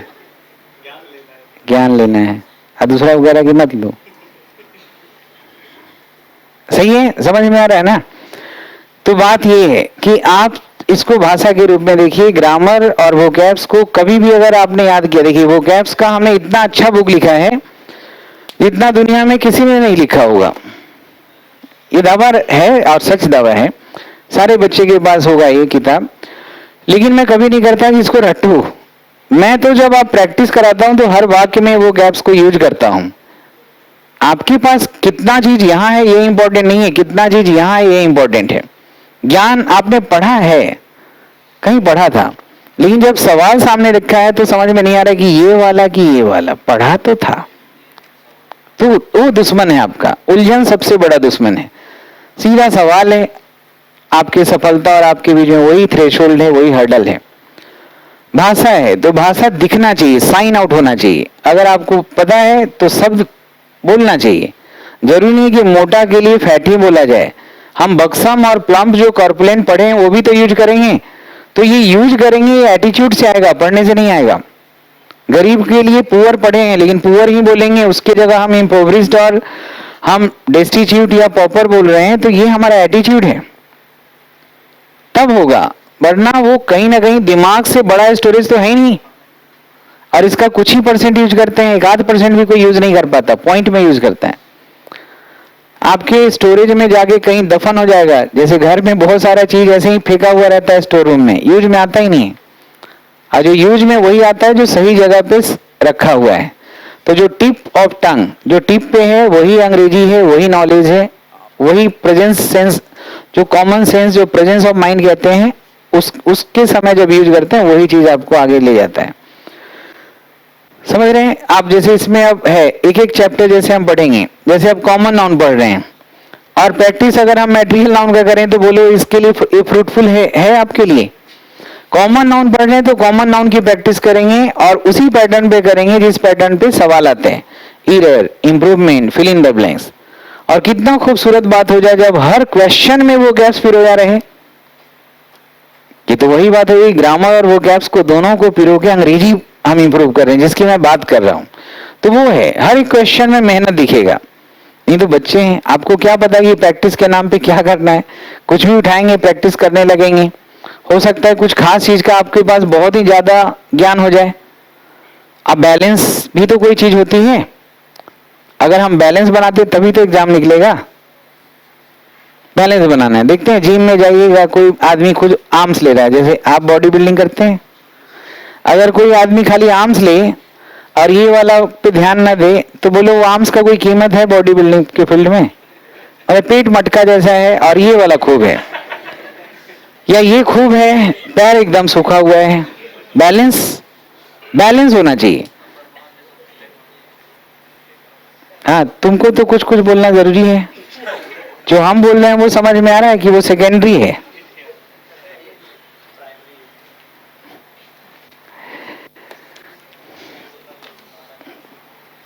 समझ रहे हैं किसकी बात हो रही है? ये आपको ध्यान से देखना है। हम नाउन के साथ डिटर्मिनर लगा के आपको समझा रहे हैं कि कैसे समझना है। जैसे अगर मैं यहाँ पे बात कर रहा हूं, समझिएगा अभी चीजों को, अभी 5-6 दिन आराम से समझिए। जैसे अगर मैं कह रहा हूं यहाँ पे कि no leader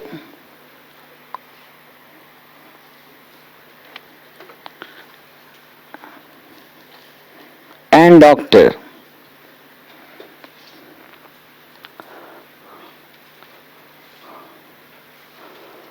are my friends. अब इस वाक्य में जरा ध्यान दीजिए, ऑब्जर्व करने की कोशिश करिए। No leader and doctor are my friends, तो यहाँ पे किसकी बात हो रही है? नाउन तो दो है, एक लीडर है और एक डॉक्टर है, और दोनों एंड से जुड़ा है। और एंड का यूएसपी ये है कि एक और एक को जोड़ के 2 कर देता है। क्या यहाँ पे लीडर और डॉक्टर जो है ये 2 है? काउंटेबल मतलब सिंगुलर या प्लूरल, एक से जरा भी ज्यादा है। तो अगर हम यहाँ पे नो लिखे हैं, पहले ये एंड था, यहाँ क्या लिखे हैं? नो। नो हमारा डिटर्मिनर है, नो मतलब संख्या हो गया 0। तो ना ही कोई डॉक्टर ना ही कोई लीडर। तो संख्या अगर 1 से ज्यादा होगा तभी तो प्लूरल की बात होगी। तब जब संख्या 1 से ज्यादा है ही नहीं तो चीजें क्या होगी? सिंगुलर। तो यहाँ आर और यहाँ पे फ्रेंड, गलत है कि नहीं? फिर जब हमने समझा सब्जेक्ट को तब तो उसके अनुसार वर्ब लगाया। जब भी शुरू में नो लिखा है, नन लिखा है, नथिंग, नेगेटिव वर्ड है तो संख्या तो 0 हो गया। ये समझने की बात है, ये कोई रूल थोड़े। नंबर का मतलब हुआ कि चाहे तो सिंगुलर हो या उससे कम हो तब तक एक, और एक से जरा भी ज्यादा हो गया तो प्लूरल। जैसे 1 our and 1.5, 1 month and 2 months, and half और मंथ ही होगा, हाफ तो एक से भी कम है। समझ रहे हैं कि नहीं? तो नो जब भी होगा तो नो को कहते हैं जीरो डिटर्मिनर, तो यानी कि ये संख्या कितना कर दिया, जीरो कर दिया। तो बोलिए no teacher and a student are या इज। तो आप सब्जेक्ट को देखते हैं और उसके हिसाब से आप प्रेडिकेट में दी हुई जानकारी को मैच करते हैं। इस बात पे हमें फोकस करना है। जैसे यहां देखिए,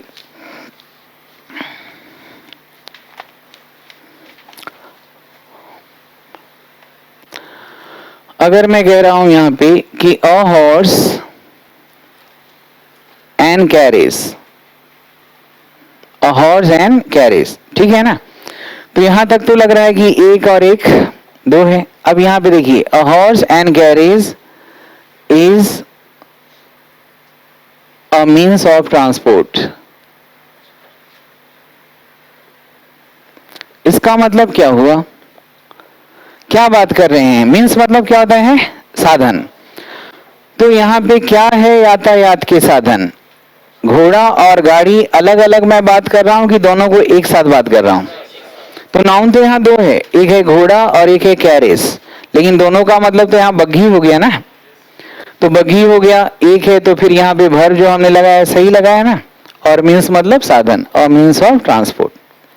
लेकिन अगर मैं यहाँ पे ऐसे लिखूं a horse and a carriage, तो हमारा यहाँ पे बोलने का अर्थ है कि इसको अलग और इसको अलग। तो फिर क्या हो जाएगा? आर अवेलेबल या इज अवेलेबल हेयर। तो यहां पे दोनों एक ही हैं, लेकिन वर्ब हमने क्या लगाया है ये देख के हमें लगाना है कि बात क्या हो रहा है। समझ रहे हैं ना? फिर से समझिए, सब्जेक्ट और प्रेडिकेट को ही समझिए। यही आपको लिखना पढ़ना सब जगह एक ही साथ, एक साधे सब सधे, एक ही चीज को देखना है। जैसे अगर मैं यहां पे कहता हूं कि मोहन एंड ब्रदर्स, बोलिए वर्ब क्या लगाएं? नहीं पता, बिल्कुल यही सही सही जवाब है। नहीं पता है, अभी सब्जेक्ट है लेकिन इसको हम किस रूप में दिखाना चाह रहे हैं ये क्या पता होगा जब तक इंफॉर्मेशन। अगर मैं यहां लिखूं Mohan and brothers and organisation, अब बताओ यहां पे क्या हो जाएगा? इज हो जाएगा। सही है कि नहीं? यहाँ मोहन एंड ब्रदर्स व्यक्ति की बात हो नहीं रही है, ये तो संगठन का नाम है, कोई किताब का नाम है, कोई रेस्टोरेंट का नाम है, कोई फैक्ट्री का नाम है, कंपनी का नाम है, क्या है देखना पड़ेगा ना। और यहीं पे अगर मैं बोलता यहां पे, अगर मैं यहां बोलता, इसको लिखा आपने, अगर मैं इंफॉर्मेशन चेंज कर रहा हूं, यहां पे जो दिया हुआ इंफॉर्मेशन चेंज कर रहा हूं, अगर मैं यहां पे लिखता मिटाओ,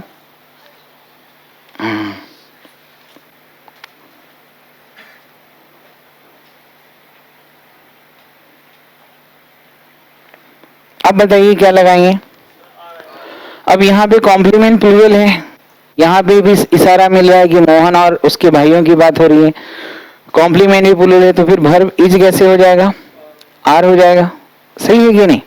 तो सब्जेक्ट को हम तब तक नहीं पहचान पाते जब तक कि हम प्रेडिकेट में दी हुई सूचना को मैच नहीं करते।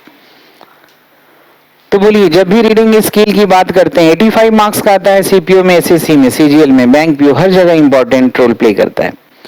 तो जब भी आपको मन कर रहा है कि हमारा पैसेज पढ़ना आसान हो जाए, क्लोस्टिस बनाना आसान हो जाए, तो यही अपनाना होगा कि अलग?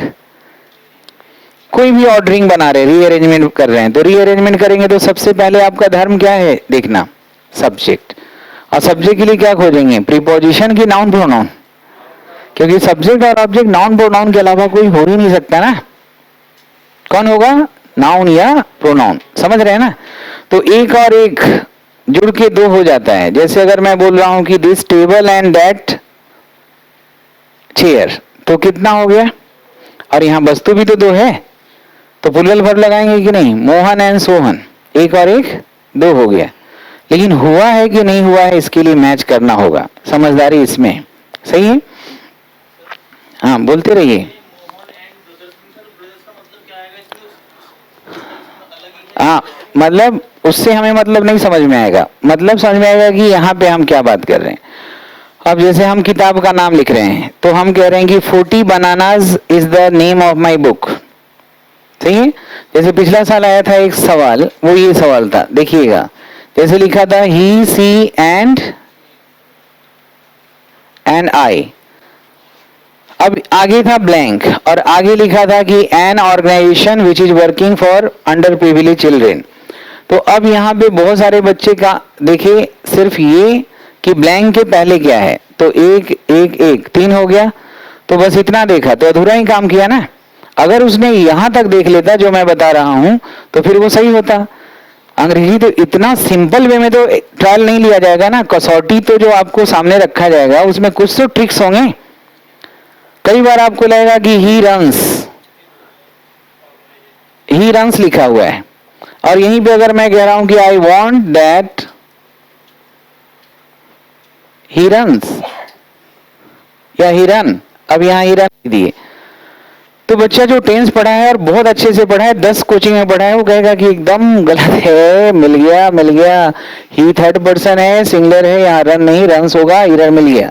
अब ये मार्क्स जब उसके कमते हैं तो कहेगा कि सर क्लेम करूंगा मैं एसएससी पे, क्योंकि मैंने सही पढ़ा है। मैं अपना पटना में भी पढ़ा, दिल्ली में पढ़ा, 3 कोचिंग में पढ़े, तब जाके आपके यहाँ आए। एसएससी पगला गया है, हमारा रन्स को गलत कर दिया। तो वो नियम के हिसाब से देख रहा है, वो ठीक ही देख रहा है, लेकिन जरूरत को समझ ही नहीं रहा है कि ये तो रियल चीज है ही नहीं, तो अनरियल चीज है। मैं चाहता हूं कि वह दौड़े, वह दौड़ता थोड़े है, दौड़ता तो मैं चाहता क्यों?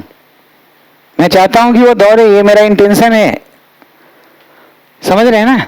तो इंटेंशन बता रहा है, तो यहाँ सब्जेक्ट चाहे ही हो या सी हो, एवरीबॉडी हो, समबडी हो, नोबडी हो, एनीबॉडी हो, कोई फर्क नहीं पड़ता। यहाँ पे हमें रन ही लगाना होगा या शुड रन लगाना होगा। तो नियम जो है ना आपको लिमिटेड कर देगा और समझने का जो ताकत है वो आपके मन का जो दरवाजा है वो खोल देगा। देखो जीना तो है 80-90 साल ही जीना है ना। तुम्हारी अपनी उम्र बता रहे हो, मैं अपने हिसाब से बता रहा हूँ। 80-90 साल जीना है, क्योंकि मैं रोज 12-14 किलोमीटर तो रोज दौड़ता हूँ, मैं फिट रखता हूँ। क्या बात कर रहा है?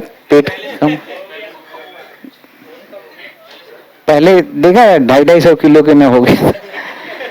तो ये मैं अरे चलो सुनो, बात का बात मतलब मेन जो बात है वो समझो। बात ये मैं कह रहा था, क्या कह रहा था? नहीं, उसके पहले वाला क्या कह रहे थे, भूल जाते। हाँ मतलब जो भी आपका लिमिटेड है, टाइम जो है, लाइफ जो है लिमिटेड है। इसमें मैं कुछ कहना चाह रहा था लेकिन वो मैं भूल गया, बाद में मैं बता दूंगा, ठीक है? तो कहने का मतलब ये है कि हर चीज में जरूरत सबसे बड़ी है, जरूरत के हिसाब से सब कुछ होता है। बहुत सारी चीजें जो नहीं हुई है वो भी कल हुआ कि नहीं। जो चीजें अब तक नहीं हुई थी, आप सबको सरप्राइज लग रहा होगा कि अब धारा 370 हटाएगा कि 35A हटाएगा, वहां पे इन्फोर्समेंट बढ़ाई जा रही है फोर्स का, ऐसा ही कुछ होने वाला है। अब हमें क्या पता था, हम लोग सबके लिए सरप्राइज एलिमेंट है। वो जाके एयरफोर्स वहां पे मिराज 2000 से एकदम हमला कर दिया। मतलब जो पहले नहीं हुआ वो अब हो गया, है ना?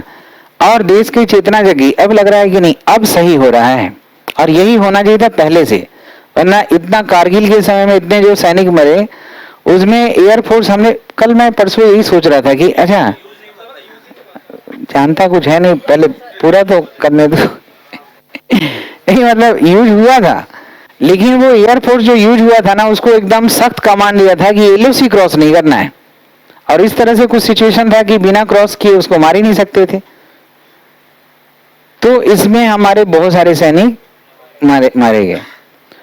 तो ये जो है ना विल पावर, जो पॉलिटिकल विल होता है या किसी भी इंसान का जो विल पावर है, वहां से चेंजेज आता है।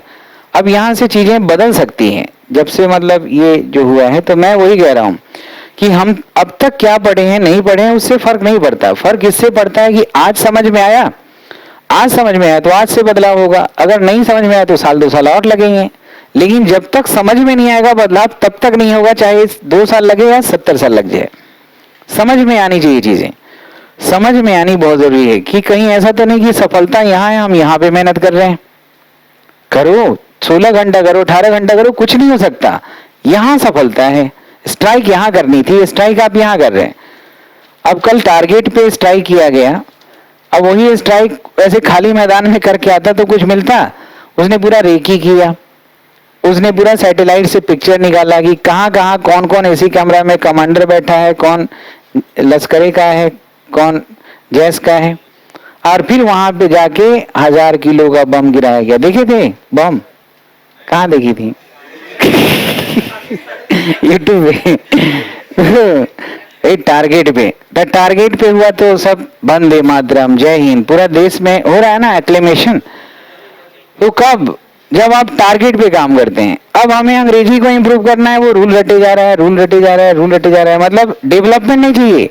हम खरीद रहे हैं प्रोडक्ट्स चाइना से, अरे टेक्नोलॉजी समझो ना उस प्रोडक्ट के पीछे, फिर मैजिक तुम खुद कर सकते हो। तुम खाली पैसा जाया कर रहा है प्रोडक्ट खरीदने में, टेक्नोलॉजी समझ नहीं रहा है।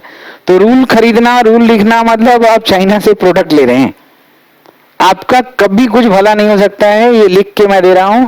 और जब तक इस पैटर्न पे नहीं आएंगे तब तक अंग्रेजी अच्छा ही नहीं हो सकता है।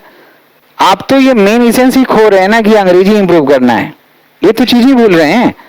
इतना कसमकस है वो कैप्स याद करना, रूल याद करना, उसमें मेन आपका इसेंस खत्म हो रहा है। अब बोलो ब्रेड एंड बटर बोल रहे हैं तो ईज लगेगा कि आर लगेगा? फिर ईज बोल रहा है, अभी क्या पता। अब अगर हम कह रहे हैं कि ब्रेड और बटर मेरा ब्रेकफास्ट है, तो ब्रेड और बटर ब्रेकफास्ट है, लंच है, दोनों मिलके एक चीज बन गया। लंच है, ब्रेकफास्ट है, डिनर है, ये मैटेरियल नाउन हो गया। मैटेरियल नाउन है तो सिंगुलर वर्ब लगेगा, ईज हो जाएगा। और अगर हम बात ही कर रहे हैं ब्रेड और बटर, दो अलग अलग चीज का, कि ब्रेड और बटर मेरे दुकान पे नहीं बेची जाती, क्या क्या नहीं बेची जाती, फिर आर लगेगा। यहाँ दो वस्तु की बात हो रही है। अगर हम कह रहे हैं कि ब्रेड और बटर मेरे पापा कमाते हैं, मेरे लिए, मेरे परिवार के लिए, क्या कमाते हैं? रोटी और मक्खन रोज लाते हैं कमा के घर पे, किलो बेटा आधा रोटी तुम खाओ, आधा मक्खन अपनी बहन को खिला दो।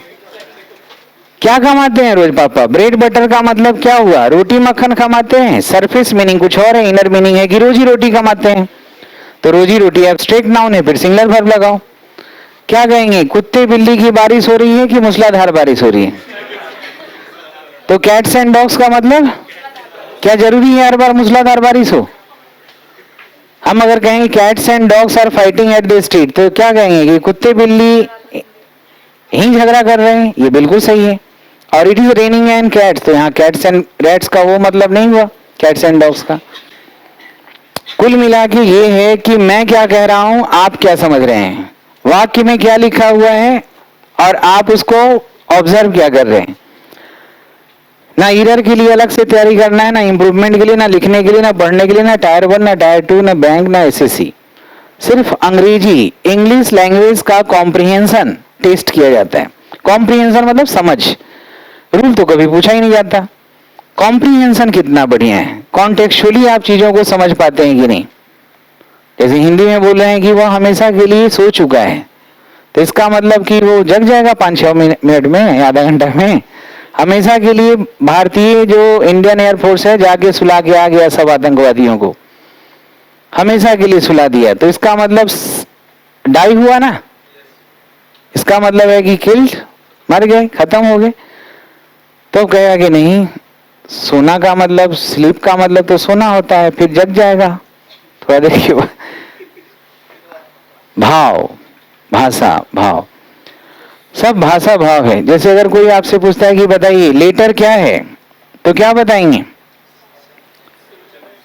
लेटर, लेटर अब तो ज्यादा ही ग्रामर समझने लगा। लेटर का मतलब पत्र भी हो सकता है, लेटर मतलब अच्छा है, लेकिन मैं उस लेटर की बात कर रहा हूं जो अल्फाबेट का यूनिट है, साउंड है मतलब। और हर लेटर का अपना एक स्पेसिफिक साउंड है। जो साउंड ए का है वो साउंड बी का नहीं होगा, जो बी का होगा वो सी का नहीं। तो हर साउंड का जो एक सिंबल है उसी को ए बी सी डी कहते हैं, जो कलेक्टिवली उसको अल्फाबेट कहते हैं। अब अगर आपसे पूछ दिया जाए कि क्या आपको अंग्रेजी का अल्फाबेट्स पता है, सही है कि गलत है? अंग्रेजी का अल्फाबेट्स पता है? तो आप कहेंगे कि अल्फाबेट्स तो होगा ही नहीं, अंग्रेजी की बात हो रही है, तो हर भाषा में एक ही अल्फाबेट होता है, लेटर्स कई होते हैं ना, तो यहाँ अल्फाबेट होगा। जर्मनी और फ्रेंच दो भाषा के अल्फाबेट्स मुझे पता है, तो ठीक है। बात क्या हो रहा है उसको समझो। कई बार क्या होता है कि आप अपने एबिलिटी से कम परफॉर्म करते हैं और वो दुख का कारण होता है। अगर आपने तैयारी नहीं किया साल भर और एग्जाम देने गए हैं, रिजल्ट नहीं आया, तो आपको दुख नहीं होगा। साल भर मेहनत के बाद अगर दुख होगा, रिजल्ट नहीं हो तो दुख होगा। और तब दुख और ज्यादा बढ़ जाएगा जब आप डिजर्व करते थे लेकिन वो मेन टाइम पे याद नहीं रहा, परफॉर्म नहीं की। तो प्रेजेंस ऑफ माइंड किसका कितना ज्यादा चलता है? अगर अल्बर्ट आइंस्टाइन का अगर हम ज्यादा इज्जत करते हैं, विवेकानंद का इज्जत करते हैं, तो उनके प्रेजेंस ऑफ माइंड से यूज इट और लूज इट। रिसोर्सेज रखने से कुछ नहीं होता है। मैं हूं, आप हैं, सब है, लेकिन मेरे को समझ ही नहीं पा रहे, आपको मैं नहीं समझ पा रहा हूं, कोई फायदा नहीं। जापान के पास देखो, इंडिया के पास देखो, उसके पास कम रिसोर्सेज में वर्ल्ड वार का वो बहुत ज्यादा बड़ा विक्टिम रहा, लेकिन उसके बाद कितना वहां जलजला आता है, भूकंप आता है, सुनामी आता है, ऐसा वहां है सिचुएशन, फिर भी वो यूज करता है अपने रिसोर्सेज को और फिर बाउंस बैक कर जाता है। लेकिन हमारे पास सारे रिसोर्सेज कितना था? ईरान, तेहरान, काबुल, कंधार, पाकिस्तान, बांग्लादेश, सब हिंदुस्तान के पास था। अब तो अपने अंदर के कश्मीर बचाना मुश्किल हो रखा है। वो गया ईरान, पाकिस्तान गया, अफगानिस्तान गया, बांग्लादेश गया, कुछ और चला जाए तो रिसोर्सेज तो था आपके पास। आपका कब से है, कितना पुराना आपका सब चीज चल रहा है, लेकिन फिर भी जा रहा है। क्यों? क्योंकि हम लोगों के पास ना सोचने समझने की शक्ति बहुत कम है, या फिर हम बहुत ज्यादा स्वार्थी हो चुके हैं, बहुत ज्यादा श्रिंक हो चुके हैं। हम अपने भविष्य के बारे में सही मायने में नहीं चाहते कि आगे करें। तो ये बहुत बड़ा फैक्टर होता है। अगर हम ब्रॉड माइंडेड करें ना, तो ये नौकरी कौन सा चीज है? बड़ा से बड़ा नौकरी आप प्राप्त करेंगे, बड़ी से बड़ी नौकरी आप प्राप्त कर सकते हैं, और ये बहुत ही छोटी चीजें हैं। लेकिन पहले पढ़ने का उद्देश्य तो समझो। किसी भी फॉर्मेट की पढ़ाई हो, सबका एक ही उद्देश्य है कि आपका सोच बदले, समझ बदले, आपका आर्थिक, सामाजिक, राजनीतिक स्थिति बदले। और ये बदलेगा कब? जब यहां से बदलाव ही नहीं हो रहा है। यही तो कैप्टन है, ये जैसा आदेश देगा वैसा आप करेंगे। ये आदेश ही नहीं दे रहा है सही तरीके से, ये जैसे आदेश देता है वैसे ही करता है। वैसे ही ये सब क्रू मेंबर्स की तरह है, हाथ पैर। सबसे बड़ा है आपका दिमाग, सबसे बड़ा एसेट्स। लेकिन कई लोग एसेट्स रख के भी कंजूस बनिया की तरह जीते हैं। धन है लेकिन ना बाल बच्चा को यूज करने देगा, ना खुद यूज करेगा, ना सिनेमा देखेगा, ना विदेश घूमेगा, ना कपड़ा खरीदेगा। तो कहीं आप भी तो कंजूस स्टूडेंट्स नहीं है कि ज्ञान रहते हुए भी यूज नहीं कर पा रहे हैं ज्ञान का। कहीं हम स्टॉक पे स्टॉक जमा किए जा रहे हैं लेकिन यूज नहीं कर पा रहे हैं। बात को समझ रहे हैं ना? तो यूज करना सीखना है, usage, that is only our motive. कल मिलते हैं। Thank you, thank you, thank you.